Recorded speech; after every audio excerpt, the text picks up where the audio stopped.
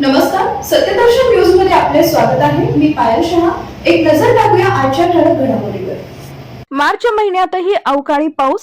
20 मार्च 2026 पर्यंत राज्यावर अवकाळीचं संकट कायम असणार आहे.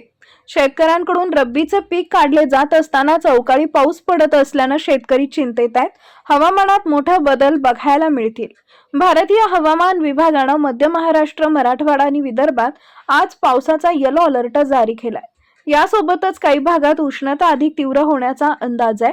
कोकणात उष्ण आणि दमट वातावरण राहण्याचा अंदाज आहे. मागील काही दिवसांपासून अनेक शहरात पारा 40शी पार जाताना दिसतोय. धाराशिव, बीड, गोंदिया, गडचिरोली, भंडारा, सोलापूर, सांगली, सातारा या जिल्ह्यांमध्ये वादळी वाऱ्यासह पाऊस हजेरी लावण्याची शक्यता आहे. या जिल्ह्यांमध्ये पावसाचा येलो अलर्ट जारी करण्यात आलाय. मुंबई, ठाणे, पालघर, रायगड इथं उष्णतेच्या लाटेचा इशारा देण्यात आलाय. जळगाव, वाशिम, चंद्रपूर इथं पारा 40 अंशाच्या पुढे होता. निपाड इथं राज्यातील निच्चांकी तापमानाची नोंद झाली आहे.